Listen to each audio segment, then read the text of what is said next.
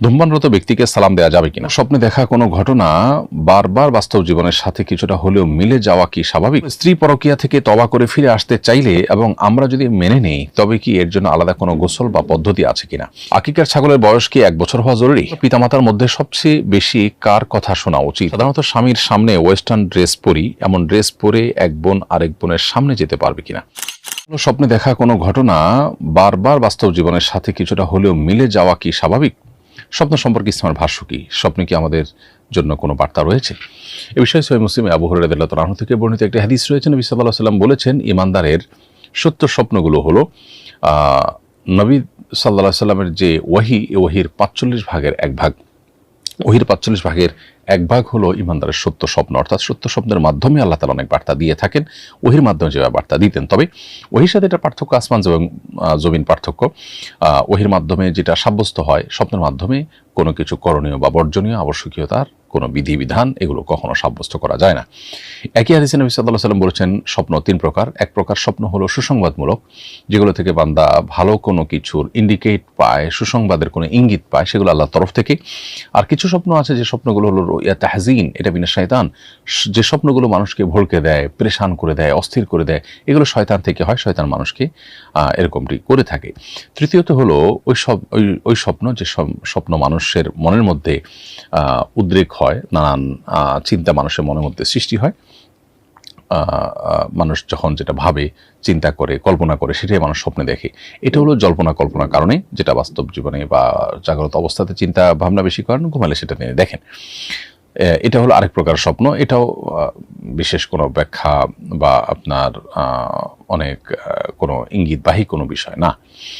তো নবী সাল্লাল্লাহু আলাইহি ওয়াসাল্লাম বলছেন, তোমাদের কেউ যদি এমন কোনো স্বপ্ন দেখে যেটা দেখার পর তার কাছে খারাপ লাগা কাজ করে বা ভয়ে কাজ করে, তাহলে ফালিইউসাল্লি, তাহলে সেজন্য দাঁড়িয়ে 2 রাকাত সালাত আদায় করে বা দাঁড়িয়ে জন্য নামাজ পড়ে, এবং ওয়া ইউহাদ্দিসু বিহান নাস, এবং মানুষকে যেন সেটা বলে না বেড়ায়। তাহলে স্বপ্ন দেখার ক্ষেত্রে এই নীতিমালাটা আমাদেরকে অনুসরণ করতে হবে। এছাড়াও আবু কাতাদা রাদিয়াল্লাহু তাআলা থেকে বর্ণিত আরেকটি হাদিস রয়েছে। সেই হাদিসে নবী সাল্লাল্লাহু আলাইহি ওয়াসাল্লামের নির্দেশনা আছে, যদি কেউ স্বপ্নে এমন কিছু দেখে যেটা তার ভালো লাগে, তাহলে সে খুব কাছের মানুষ ছাড়া অন্যদেরকে বলবে না। আর যদি যেটা দেখে তিনি অস্থির হন বা তার কাছে খারাপ লাগা কাজ করে, সেরকম স্বপ্ন দেখার পর তিনি যেন আউযু বিল্লাহি মিনাশ শাইতানির রাজিম পড়েন এবং বাম দিকে 3 বার প্রতীকী থুতু ফেলেন, এবং এটা যেন কাউকে না বলেন। অতএব স্বপ্ন দেখার ক্ষেত্রে এই বিষয়গুলো আমাদেরকে মেনে চলতে হবে। পরের প্রশ্ন হলো, স্ত্রী পরকীয়া থেকে তওবা করে ফিরে আসতে চাইলে এবং আমরা যদি মেনে নেই, তবে কি এর জন্য আলাদা কোনো গোসল বা পদ্ধতি আছে কিনা? কেউ যদি জেনা, ব্যভিচার কিংবা পরকীয়া বা হারাম সম্পর্ক, রিলেশন থেকে বেরিয়ে আসতে চান, তাহলে তাকে তওবা করতে হবে। তওবা মানেই হলো জীবন পরিবর্তন করা বা ফিরে আসা। এই তওবা বা ফিরে আসার প্রক্রিয়া বা পদ্ধতি হলো, তিনি যে অপরাধ করেছেন ইতিপূর্বে, সেগুলোর জন্য তিনি অনুশোচনা করবেন, অনুতপ্ত হবেন, লজ্জিত হবেন, নিজেকে ভৎসনা করবেন এবং তার ভুল স্বীকার করে আল্লাহর কাছে মাফ চাইবেন, পূর্বের গুনাহের জন্য আল্লাহ মাফ করেন। সেই সাথে ভবিষ্যতে আর কখনো এই ধরনের অপরাধে লিপ্ত হবেন না মর্মে তিনি সংকল্প করবেন। তার এই সংকল্প, দীপ্ত কণ্ঠের শপথ এবং পূর্বের কাজের জন্য লজ্জিত, অনুতপ্ত হওয়া এবং আল্লাহর কাছে ক্ষমা চাওয়া, এগুলোই হলো তওবা। এর পাশাপাশি অপরাধ থেকে তো তাকে সরে আসতেই হবে, এসেই তো তার পুনঃসূচনা করবেন। এই কাজগুলোর মধ্য দিয়ে তার তওবা সম্পন্ন হবে এবং তিনি পূর্বের সমস্ত গুনাহ থেকে আল্লাহর কাছ থেকে মাপ পেয়ে যাবেন। তওবা করার জন্য আলাদা করে গোসল করার প্রয়োজন নেই। তবে আবু হুরায়রা রাদিয়াল্লাহু আনহু থেকে আবু দাউদের বর্ণিত একটি হাদিস রয়েছে। সেই হাদিসের আলোকে সালাতুত তওবার ধারণা আমরা জানতে পারি। সেটি হলো যে, মা মিন আবদিন ইয়াজনিবু যামবান ফায়াহসিনুত তুহুর, কোনো ব্যক্তি যদি কোনো গুনাহ করে এবং ভালো করে গুনাহ করার পর তিনি যদি তওবা করার চিন্তা করেন, তখন উত্তম করে তিনি ওযু করেন, ভালো করে ওযু করেন, পবিত্রতা অর্জন করেন। সুম্মা ইয়াকুমু ফাসাল্লা, এরপর ফায়ুসাল্লি, এরপর যদি তিনি দাঁড়ান এবং নামাজ পড়েন, রাকাতাইন ফায়ুসাল্লি রাকাতাইন, এরপর 2 রাকাত নামাজ যদি তিনি পড়েন, সুম্মা আস্তাগফিরুল্লাহ, এরপর তিনি আল্লাহর কাছে ক্ষমা চান, ইল্লা গাফারাল্লাহু লাহু, তবে আল্লাহ তাআলা তাকে মাফ করে দেন। অতএব কোনো বিশেষ বড় কোনো গুনাহ হয়ে গেলে যদি আমরা ভালো করে ওযু করে 2 রাকাত নামাজ পড়ে আল্লাহর কাছে মাফ চাই, সেটা হবে তওবার সর্বোত্তম উপায়। অতএব আপনি সালাতুত তওবা আদায় করতে পারেন, কিন্তু আলাদা করে গোসল করার প্রয়োজন নেই। আকিকার ছাগলের বয়স কি 1 বছর হওয়া জরুরি? উত্তর হলো হ্যাঁ। আকিকা এবং কোরবানির ছাগল এর বয়স 1 বছর হওয়া জরুরি। 1 বছর হলে তখন কোরবানি করা যায়, এবং 1 বছরের ছাগল হলে তখন আকিকাও করা যায়। আর 1 বছরের নিচে হলে আকিকা এবং কোরবানি কোনোটি বিশুদ্ধ হবে না, এমনিতে জবাই করে খাওয়া যাবে। আমার কোনো আপন ভাই বোন নেই, শুধু একজন দুধ ভাই আছে। দুধ ভাই কি বাবার উত্তরাধিকার সম্পদ পাবে? উত্তর হলো না, আপনার দুধ ভাই আপনার উত্তরাধিকার সম্পদ পাবে না। সম্পদ পাওয়ার জন্য রক্ত সম্পর্কীয় হওয়া জরুরি। রক্ত সম্পর্কীয় নয়, শুধু দুধের সম্পর্কের ভিত্তিতে কিন্তু উত্তরাধিকার সম্পদ পাওয়া যায় না। এরপরে প্রশ্ন হলো, পিতামাতার মধ্যে সবচেয়ে বেশি কার কথা শোনা উচিত? অনেক ক্ষেত্রে একই বিষয়ে দুজন দুরকম নির্দেশ না দিলে আমি দ্বিধায় পড়ে যাই। এই প্রশ্ন উত্তর হলো যে নির্দেশ মান্য করার ক্ষেত্রে পিতাকে অগ্রাধিকার দিতে হবে, এটা হলো সাধারণ এবং জেনারেল কথা। আর এমনিতে শ্রদ্ধা এবং আপনার সদাচরণের ক্ষেত্রে সবচেয়ে বেশি অগ্রাধিকার হলো মায়ের। এই জন্য নবী সাল্লাল্লাহু আলাইহি সাল্লামকে যখন একজন সাহাবী জিজ্ঞাসা করেছেন, ইয়া রাসূলুল্লাহ, আমি কার সাথে বেশি সদাচরণ করবো? নবী সাল্লাল্লাহু আলাইহি সাল্লাম বলেছেন, তোমার মায়ের। 3 বার বলার পর এরপরে বলেছেন যে তোমার বাবার।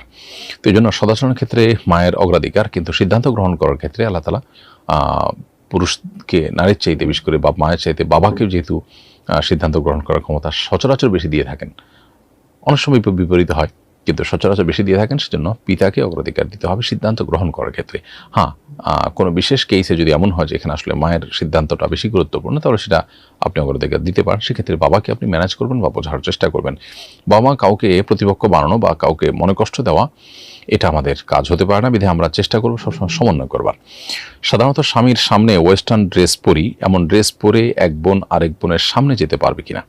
উত্তর, নাভি থেকে হাঁটু পর্যন্ত সতর ঢাকা থাকলে যেতে পারবে। এটুকু একজন নারী অন্য নারীর সামনে এতটুকু সতর মেনটেন করলে চলে। ফলে আপনি এতটুকু সতর মেনটেন করে এক নারী অন্য নারীর সামনে যেতে পারেন। আমরা 2 বন্ধু একই বাসায় থাকি, আমি ব্যবসা করি আর সে স্টুডেন্ট। সে আর্থিকভাবে খুবই অসচ্ছল। তার অনুমতি ছাড়া কি আমি তার বাসা ভাড়ার টাকা যাকাতের টাকা থেকে দিতে পারবো? উত্তর হলো, তার অনুমতি ছাড়া এটা দিতে পারবেন না। আপনি তার যাকাতের টাকায় যদি বাসা ভাড়া দিতে চান, তাহলে তাকে অন্তত বলতে হবে যে তোমার বাসা ভাড়া দেওয়ার দায়িত্বটা আমি নিলাম। এরপর আপনি যাকাতের টাকাতে দিলেন, সেটা আদায় হবে। যদি সে বলে ঠিক আছে তুমি দিও। আর যদি তাকে না জানিয়ে আপনি এটা করেন, তাহলে সেক্ষেত্রে আদায় হবে না। কারণ জাকাত মূলত গরিবকে দিতে হয়, সে তার মতো করে খরচ করবে। তার কল্যাণার্থেও খরচ করতে পারেন, কিন্তু সেক্ষেত্রে তার পারমিশন জরুরি। এখন তার জন্য এমন কিছু করলেন যেটা সে জানেই না, পারমিশন দেওয়া তো দূরের কথা, তাহলে সেক্ষেত্রে আপনি জাকাতের যে টাকা, জাকাতটা তাকে দিলেন, যে টাকাটা জাকাত দিলেন, সেই টাকাটা আসলে স্বাধীনভাবে খরচ করবার সুযোগ সে পায়নি। এই জন্য তাকে দিয়ে বলতে পারেন যে তুমি এই টাকা দিয়ে বাসা ভাড়া দিও। তখন আপনি জাকাত টাকা থেকে দিতে পারেন এবং নিয়ত করতে পারেন, বলে দেওয়া জরুরি না। তখন তিনি তার টাকা দিয়ে তিনি বাসা ভাড়া দিলেন, বিষয়টাতে তার হস্তক্ষেপ থাকলো। ধূমপানরত ব্যক্তিকে সালাম দেওয়া যাবে কিনা? উত্তর হলো না, ধূমপানরত ব্যক্তিকে সালাম দেওয়া উচিত হবে না।